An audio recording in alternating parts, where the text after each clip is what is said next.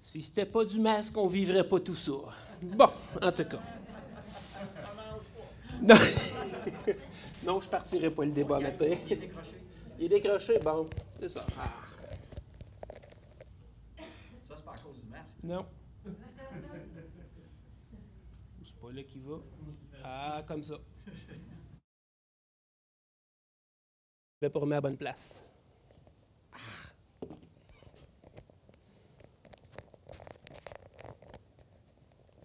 Excusez, c'est le combat de ce matin. C'est juste question de mettre un peu plus de stress dans la situation. Hein, quand les choses ne coopèrent pas. Bon. Donc, bon matin. J'espère que vous avez passé une belle semaine. Et ce matin, on continue, comme que Stéphane l'a dit, notre étude sur le livre de Matthieu. Et à l'approche de la fête de Noël, c'est-à-dire la fête de la Nativité, ben, chez vous, je pense qu'on pourrait peut-être juste mettre un peu plus de couleurs. Ah, tiens, on est un peu plus dans l'ambiance comme ça.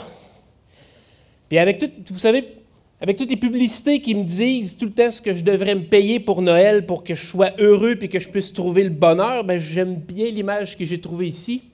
Ça nous ramène à l'essentiel de ce qu'est réellement Noël. Et c'est souvent aussi dans ce temps-ci de l'année que je constate à quel point est-ce que l'espérance des gens, du monde, le monde qui nous entoure, est réellement centré sur ce monde terrestre, puis ce qu'il offre, et non pas sur Dieu et son Fils unique qui a été envoyé pour nous. Et c'est dans ce temps de l'année aussi où est-ce que je constate à quel point est-ce que les cœurs sont préoccupés par le matériel et non le spirituel. C'est à travers la fête qui approche que nous constatons à quel point est-ce que tout est obscur autour de nous. La lumière du monde n'éclaire pas le monde parce que le monde ne cherche pas la lumière, le monde cherche à se plaire. La lumière, lui, dans les ténèbres, et les ténèbres ne l'ont point reçue. Jean 1,5. La lumière du monde, c'est la parole de Dieu, et la parole de Dieu a été faite chair en Jésus-Christ. Puis même parmi ceux qui croient, présentement, l'humeur à l'approche des fêtes, pour certains, est sombre, vu les circonstances qui nous entourent. Puis à travers tout ça, à travers tout ce qui se passe, on perd le sens de Noël. Tellement tout, mais sûrement pas Jésus. Puis ce matin, on l'a chanté dans presque tous les chants. C'est ce qui est beau des chants de Noël. Mais je vais le répéter juste pour être très clair. Jésus, c'est le cadeau du Père céleste pour sa création. Un cadeau incroyablement grand, puissant et merveilleux. L'humain est pécheur devant Dieu. Sa nature est corrompue et rien de ce que l'humain peut faire ne peut lui permettre de se tenir devant Dieu. L'homme est condamné par la loi parfaite de Dieu. Mais celui qui reconnaît son incapacité à satisfaire la loi en s'humiliant est béni de Dieu. Puis dans son amour, parce que Dieu nous aime, d'un amour qu'on ne peut comprendre, dans son amour, Dieu a envoyé son Fils unique, Jésus, et il est venu accomplir la loi parfaite de Dieu pour pouvoir lui plaire en toutes choses. Puis il a même donné sa vie. Il est mort sur la croix à notre place. Et celui qui croit en ce que Jésus a fait reçoit l'Esprit et la vie éternelle. Trouvez-moi un cadeau meilleur que ça. Ce n'est pas un cadeau matériel, c'est un cadeau spirituel. C'est un cadeau spirituel, ouais. Ce n'est pas du matériel qui va périr. C'est spirituel et impérissable, c'est éternel ce cadeau-là. Vous savez, même notre calendrier a été basé sur la naissance de Jésus. Il y a une raison à ça. Aujourd'hui, on ne reconnaît plus ces choses-là. Bon, OK, je suis d'accord avec vous autres, là. Aujourd'hui, dans notre société, les cadeaux sont devenus beaucoup plus importants que ce que Dieu nous a offert. Mais nous, ici, ce matin, nous connaissons la vérité. Et puis c'est parce qu'on connaît la vérité qu'on doit la faire connaître aussi. Partager ce cadeau qu'on a reçu, ce cadeau qui a un impact éternel. Et c'est ce qu'on va voir ce matin à travers le passage qui est à l'étude. Les versets 13 à 16 identifient et définissent d'une certaine manière ceux qui ont cette connaissance de la vérité. Jésus nous dit, « Vous êtes le sel de la terre, mais si le sel perd sa saveur, avec quoi la lui rendra-t-on? Il ne sert plus qu'à être jeté dehors et foulé aux pieds des hommes. Vous êtes la lumière du monde. Une ville située sur une montagne ne peut être cachée, et on n'allume pas une lampe pour la mettre sous le boisseau, mais on la met sur un chandelier et elle éclaire tous ceux qui sont dans la maison. Que votre lumière luise ainsi devant les hommes, afin qu'ils voient vos bonnes œuvres et qu'ils glorifient votre Père qui est dans les cieux. » Donc, vous savez, pour les Juifs de l'époque, voilà, le sel n'était pas tant comme nous autres, un assaisonnement pour la consommation, pour agrémenter notre nourriture qui, des fois, ne goûte pas grand-chose, un petit peu de sel. C'est meilleur. Pour eux autres, à l'époque du Seigneur Jésus, le sel signifie principalement agent conservateur. On prend la nourriture périssable, on la sale pour qu'elle se conserve, pour qu'elle ne pourrisse pas. Le sel préserve de la corruption. Et c'est ce qu'un croyant est aussi appelé à faire. Jésus nous dit que nous sommes le sel. Par la présence de l'Esprit en nous, nous avons comme travail, non pas d'aider à la corruption de l'homme, mais plutôt d'agir comme agent conservateur, en partageant, en instruisant le monde des enseignements de la parole de Dieu.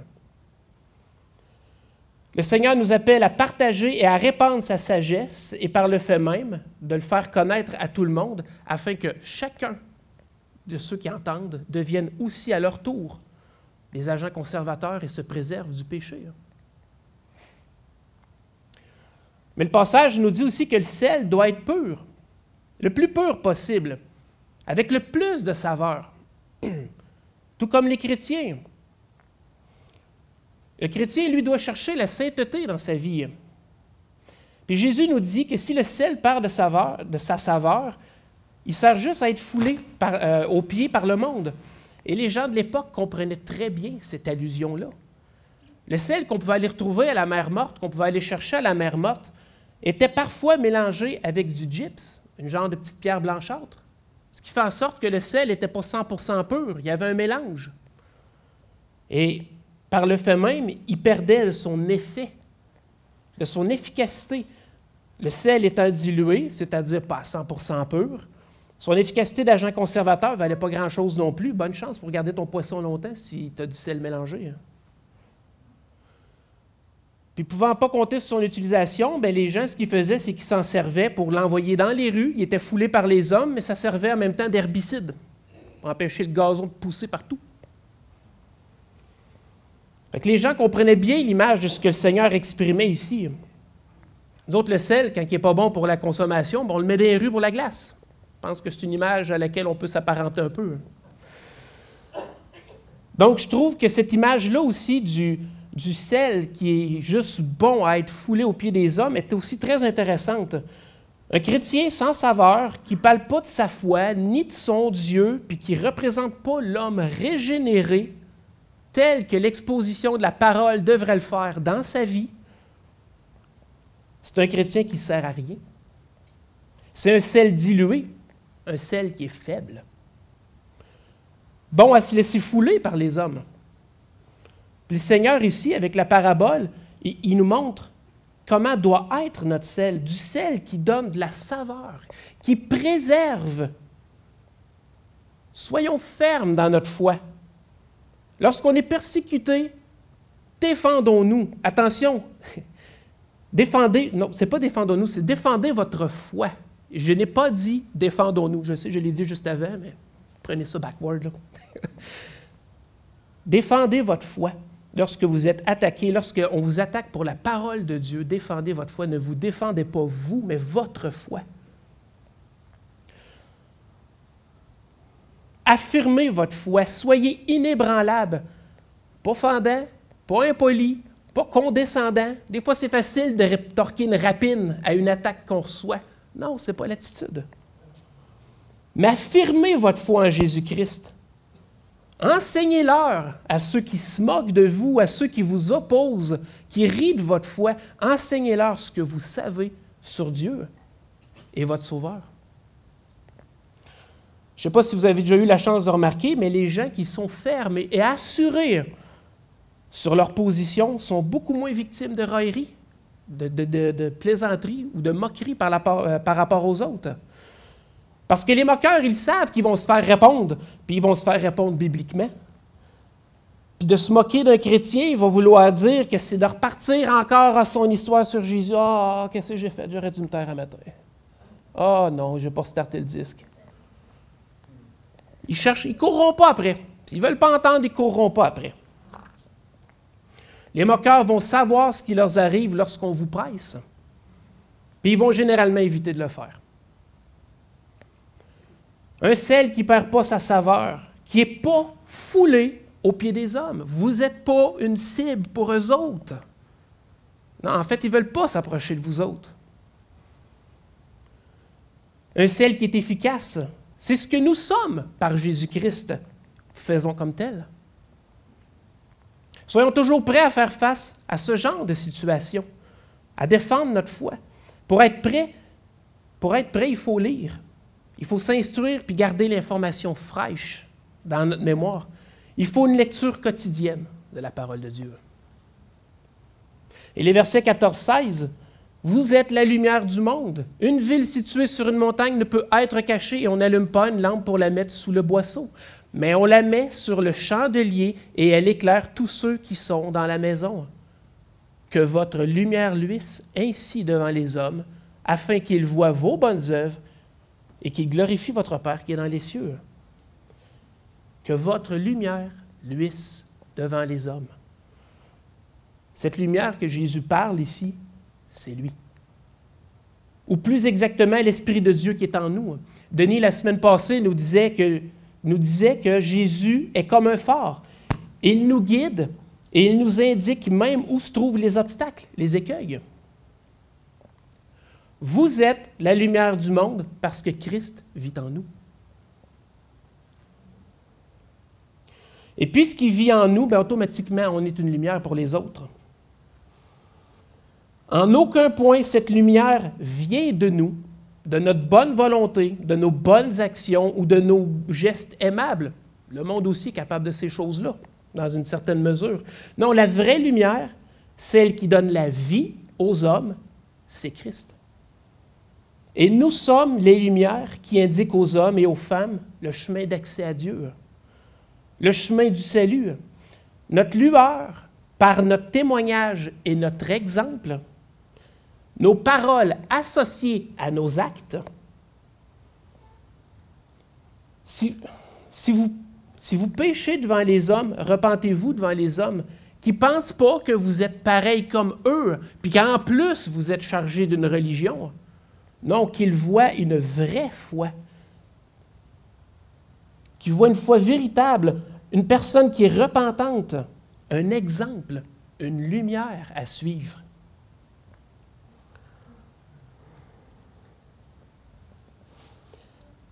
Tout comme la lumière tranche avec les ténèbres, notre comportement doit être différent de celui des autres. Ils doivent être capables d'apercevoir notre clarté. Puis c'est juste en suivant la lumière qui nous habite, Christ, que nos voisins, nos amis, nos collègues vont pouvoir trouver le salut. Ils ne peuvent pas échapper aux ténèbres, sauf s'ils ont une lumière pour leur dire où est-ce qu'elle est la sortie.